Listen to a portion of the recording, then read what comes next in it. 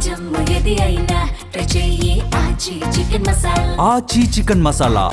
రంగారెడ్డి జిల్లా కొత్తూరులో ఉద్రిక్త పరిస్థితులు నెలకొన్నాయి. 5 రోజుల క్రితం జరిగిన రోడ్డు ప్రమాదంలో తీవ్రంగా గాయపడిన ఒక యువకుడు చికిత్స పొందుతూ మృతి చెందడంతో పరిస్థితి ఒక్కసారిగా హీటెక్కింది.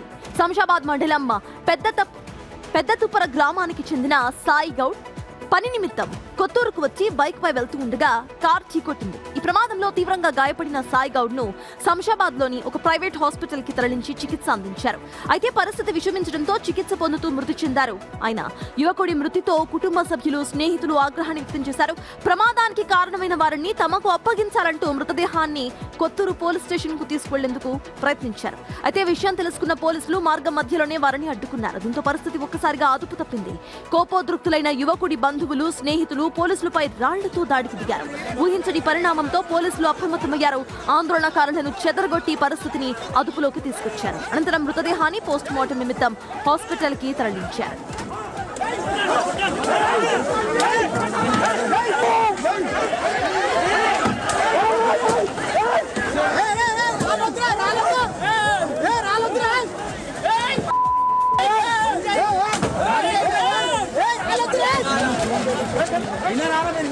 ఈ అంశంపై సాగర్ మరిన్ని అప్డేట్స్ అందిస్తారు. సాగర్, చెప్పండి, రోడ్డు ప్రమాదం జరిగితే ఆ ప్రమాదానికి పోలీసులకు ఏంటి సంబంధం? పోలీసుల మీద రాళ్ళు ఎందుకు రువ్వారు?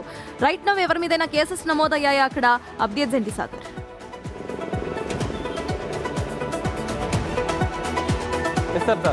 మైనర్ ర్యాష్ డ్రైవింగ్ల వల్ల నిండు ప్రాణాలు బలవుతున్నాయి. మనం చూసాం తాజాగా హైదరాబాద్లో కూడా 2-3 ఘటనల్లో 3 ప్రాణాలు బలికొన్న పరిస్థితి.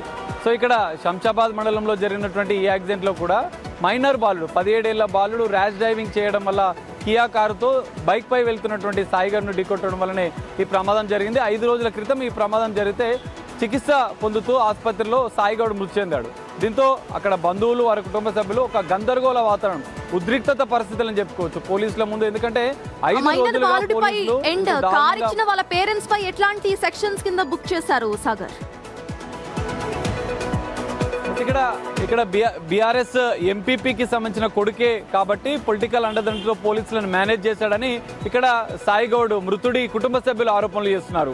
17 ఏళ్ల మైనర్ బాలుడు ఎంపీపీ కొడుకు కావడంతోనే కేసు నుంచి తప్పించే ప్రయత్నం చేస్తున్నారంటూ కూడా వాళ్ళు ఆరోపణలు ఇచ్చారు. మాకు అప్పచెప్పండి, నా కొడుకు ప్రాణాలు తీసుకొస్తారంటూ ఆ తల్లి రోధిస్తున్న తీరు అక్కడ ఉన్నటువంటి దారుణమైనటువంటి హృదయ విదారక పరిస్థితులను చూపిస్తుంది. సో కుటుంబ సభ్యులు ఇప్పటికే ఆందోళన విరమించారు.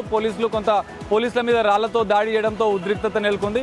వెంటనే పోలీసులు వాళ్ళందరినీ అక్కడి నుంచి చెదరగొట్టి ఉస్మానియా ఆసుపత్రికి అయితే డెడ్ బాడీని తరలించారు.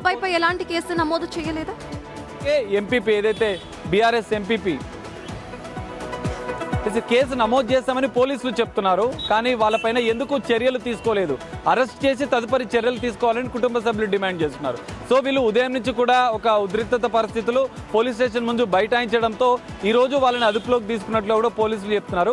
మరి తదుపరి కఠిన చర్యలు వాళ్ళపైన తీసుకోవాలి, మా కుటుంబానికి న్యాయం చేయాలంటూ బాధిత కుటుంబ సభ్యులు డిమాండ్ చేస్తున్నారు. మరి తదుపరి పోలీసులు ఎలాంటి చర్యలు తీసుకుంటారు? మైనర్ బాలుడి పైన, ఆ కారు ఇచ్చినటువంటి యజమాని అంటే వాళ్ళ తండ్రి పైన కేసులు నమోదు చేశారు. తదుపరి ఎలాంటి చర్యలు ఉంటాయనేది మాత్రం చూడాలి. Sartaj, thank you Sagar. ప్రజాప్రతినిధులు బయట ప్రజలకు చెప్పడానికి నీతులు మాట్లాడుతుంటారు, కానీ వాళ్ళ ఇంట్లో మాత్రం ఈ నీతులు పనికిరావు అన్నట్టుగా కనిపిస్తోంది ఈ సిచ్యువేషన్ చూస్తుంటే. వాళ్ళ బాలుడికి సంబంధించి 17 సంవత్సరాలు కియా కారుని ఇచ్చి నడుపుకోమని చెప్పాడు. అంటే డబ్బులుంటే కారు ఉంటుంది, కారుని చక్కగా బాలుడికి ఇచ్చేసి నడుపుకోమంటే ఇలాంటి ప్రమాదాలు జరుగుతాయి. కాస్తున్న ఆ ప్రజాప్రతినిధికి ఖచ్చితంగా బుద్ధి ఉండాలి. అట్లాంటి వాళ్ళకి అసలు టికెట్ ఇవ్వకూడదు.